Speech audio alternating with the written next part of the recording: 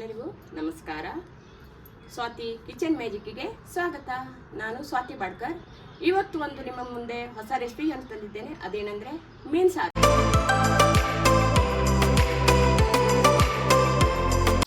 ಈ ಮೀನಿಗೆ ಒಂದೊಂದು ಊರಲ್ಲಿ ಒಂದೊಂದು ಹೆಸರಿಂದ ಕರೆಯುತ್ತಾರೆ. ಬೆಂಗಳೂರು ಸೈಡು ಮತ್ತಿ ಅಂತಾರೆ, ಉಡುಪಿ ಸೈಡು ಬೂತಾಯಿ ಅಂತಾರೆ, ಉತ್ತರ ಕನ್ನಡದಲ್ಲಿ ತರ್ಲೆ ಅಂತ ಕರೀತಾರೆ. ಆದರೆ ನಾನು ಮತ್ತಿ ಅಂತಲೇ ಹೇಳ್ತಾ ಇದ್ದೀನಿ. ಅದಕ್ಕೆ ಯಾವ್ಯಾವ ಸಾಮಗ್ರಿ ಬೇಕು, ಹೇಗೆ ಮಾಡೋದು ಅಂತ ನಿಮ್ಮ ಮುಂದೆ ತೋರಿಸ್ಕೊಡ್ತಾ ಇದ್ದೀನಿ. ಬನ್ನಿ ಹಾಗಾದರೆ ನೋಡೋಣ. ನೋಡಿ ವೀಕ್ಷಕರೇ, ನಾನು ಮತ್ತಿಯನ್ನು ತೊಳೆದು ಕಟ್ ಮಾಡಿ ತಂದಿದ್ದೇನೆ. ಕ್ಲೀನಾಗಿ ಉಪ್ಪು ಮತ್ತು ಸ್ವಲ್ಪ ಹಳದಿ ಹಾಕಿ ಚೆನ್ನಾಗಿ ಒಂದು 4-5 ಸಲ ನೀರಲ್ಲಿ ತೊಳ್ಕೊಳ್ಬೇಕು, ಇಲ್ಲದಿದ್ರೆ ವಾಸನೆ ಬರುತ್ತೆ. ಒಂದು ಅರ್ಧ kg ಮತ್ತಿ ತೊಗೊಂಡಿನಿ. ಒಂದು ಬಟ್ಲು ತೆಂಗಿನಕಾಯಿ ತುರಿ ತೊಗೊಂಡಿನಿ. ಹುಳಿ ಅಂದರೆ ಈ ಹುಳಿ ಬೇರೆ ಉತ್ತರ ಕನ್ನಡದಲ್ಲಿ ಸಿಗುತ್ತೆ, ಇಲ್ಲೆಲ್ಲೂ ಸಿಗಲ್ಲ. ಇದು ವಾಟೆ ಹುಳಿ ಅಂತಾರೆ.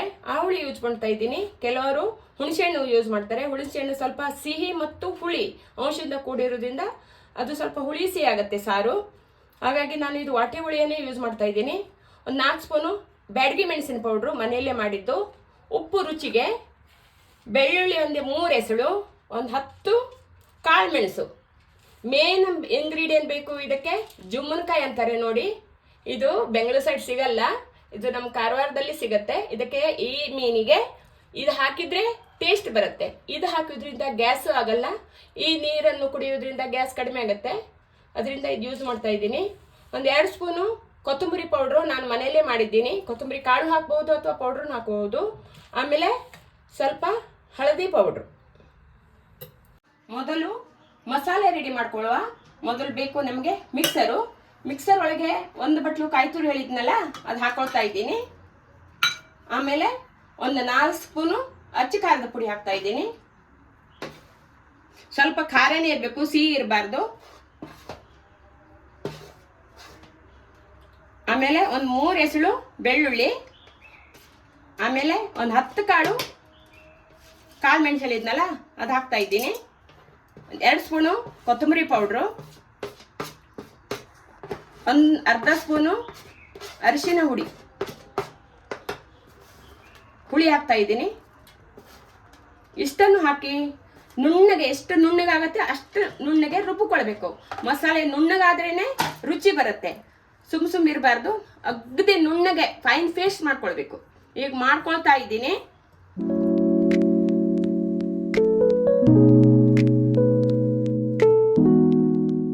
ನೋಡಿ ವೀಕ್ಷಕರೇ, ಈ ತರ ಫೈನ್ ಪೇಸ್ಟ್ ಆಗಬೇಕು. ನೋಡಿ ಎಷ್ಟು ನುಣ್ಣಗಾಗಿದೆ, ಮೇಣ ತರ ಆಗಿದೆ. ಈ ತರ ನುಣ್ಣಗಾದ್ಮೇಲೆ ಅವಾಗಲೇ ಒಂದು ವಸ್ತು ಹೇಳಿದ್ನಲ್ಲ ಜುಮ್ಮನ್ಕಾಯಿ ಅಂತ, ಅದನ್ನು ಲಾಸ್ಟ್ ರೌಂಡಿಗೆ 1 ರೌಂಡ್ ತಿರ್ಸ್ಕೊಳ್ಬೇಕಾದ್ರೆ ಹಾಕೊಳ್ಬೇಕು. ನುಣ್ಣಗೆ ಮಸಾಲೆ ಆದ್ಮೇಲೆ 1 ರೌಂಡ್ ತಿರ್ಸ್ಬೇಕು. ಎಷ್ಟಂತ ತೋರಿಸ್ತಾ ಇದ್ದೀನಿ ನೋಡಿ. ಈಗ ಹಾಕಿದ್ದೀನಿ.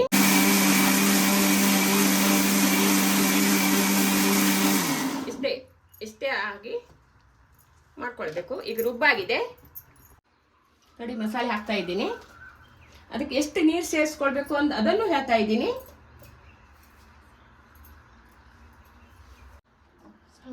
ಇಲ್ಲಿ ನೋಡಿ, ಇಷ್ಟೇ ತೆಳ್ಳಗಿರ್ಬೇಕು, ಭಾಳ ತೆಳ್ಳಗಿರ್ಬಾರ್ದು, ಭಾಳ ದಪ್ಪನೇ ಇರಬಾರ್ದು. ಇದೇ ತರ ಮೀನು ಸಾರು ಇದೇ ತರ ಇರಬೇಕು. ಉಪ್ಪು ಹಾಕೊಳ್ಳಿ. ನಾನೊಂದು 2.5 ಸ್ಪೂನ್ ಹಾಕಿದ್ದೀನಿ. ಆಮೇಲೆ ಬೇಕಿದ್ರೆ ಹಾಕೊಳ್ಳುವ. ಈಗ ಇದನ್ನು 1 ಕುದಿ ಬರೋ ತನಕ ಕುದಿಸ್ಕೊಳ್ಬೇಕು. ಆಮೇಲೆ ಇದಕ್ಕೆ ಮೀನು ಸೇರಿಸ್ಕೊಳ್ಬೇಕು. ಮೊದಲೇ ಮೀನು ಹಾಕಿದ್ರೆ ಎಲ್ಲ ಕಟ್ ಆಗೋಗುತ್ತೆ. ಮೀನು ಮುಳ್ಳೆಲ್ಲ ಸಾರೊಳಗೆ ಸೇರ್ಕೊಳ್ಳುತ್ತದೆ. ಅದಕ್ಕೆ ಇದೊಂದು ಮಸಾಲೆ 1 ಕುದಿ ಬರೋ ಬಂದಮೇಲೆ ಮೀನು ಹಾಕಬೇಕು. ಈಗ 1 ಕುದಿ ತರಿಸ್ಕೊಳ್ವಾ.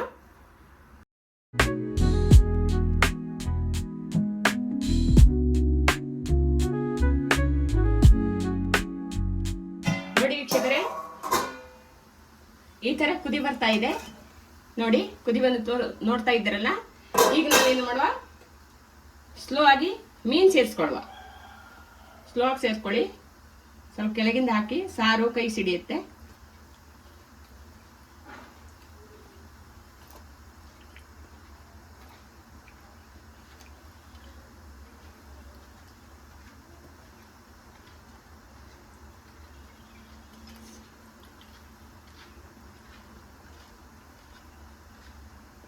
ಈಗ ಹಾಗೆ ಇರಲಿ. ಸ್ಪೂನ್ ಹಾಕಬಾರ್ದು. ಇನ್ನೊಂದ್ಸಲ ಸ್ವಲ್ಪ ಓಪನ್ ಇಟ್ಟು ಮುಚ್ಚಿಡಿ. ಫುಲ್ ಮುಚ್ಚಿಡಬೇಡಿ, ಉಕ್ಕು ಕೆಳಗೆ ಬೀಳುತ್ತೆ. ಸಾರು ಉಕ್ಕಬಾರ್ದು. ನೋಡಿ ವೀಕ್ಷಕರೇ, ಯಾವ ಥರ ಕುದೀತಾ ಇದೆ. ಈ ಥರ ಕುದಿಬೇಕು. ಮತ್ತು ಈ ಬೂತಾಯಲ್ಲಿ ಎಣ್ಣೆ ಅಂಶ ಇರುತ್ತೆ. ಕುದ್ದ ಮೇಲೆ, ಚೆನ್ನಾಗಿ ಕುದ್ದ ಮೇಲೆ ಈ ಸೈಡಿಗೆ ಎಣ್ಣೆ ಅಂಶ ಕಾಣ್ತಾ ಇದೆಯಲ್ಲ, ಇದು ಯಾವುದೇ ಪೇಷಂಟ್ ತಿನ್ಲಿಕ್ಕೆ ಅಡ್ಡಿಲ್ಲ. ತರಲೆ ಯಾವುದರದಲ್ಲೂ ಜೀವಕ್ಕೆ ಒಳ್ಳೆಯದು. ಒಂದು 20 ನಿಮಿಷ ಕುದಿ ಬಂದಮೇಲೆ ಮುಚ್ಚಿಟ್ಟಿದೆ. ಈಗ ಸರ್ವ್ ಮಾಡೋಣ.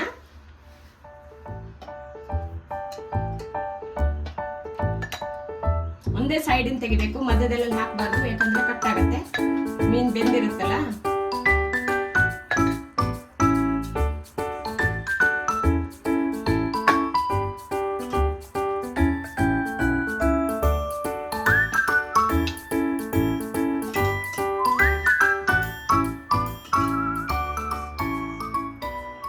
ನೋಡಿ ವೀಕ್ಷಕರೇ, ಮತ್ತಿ ಸಾರು ಮಾಡೋ ತೋರಿಸ್ಕೊಟ್ಟಿದ್ನಲ್ಲ, ಹೇಗ್ ಬಂದಿದೆ ನೋಡಿ, ಯಾವ ತರ ಕಲರ್ ಬಂದಿದೆ. ಇದರಲ್ಲಿ ಈ ಮತ್ತಿ ಮೀನಲ್ಲಿ ಒಮೆಗಾ 3 ಇರುತ್ತೆ, ಎಲ್ಲದಕ್ಕೂ ಒಳ್ಳೇದು.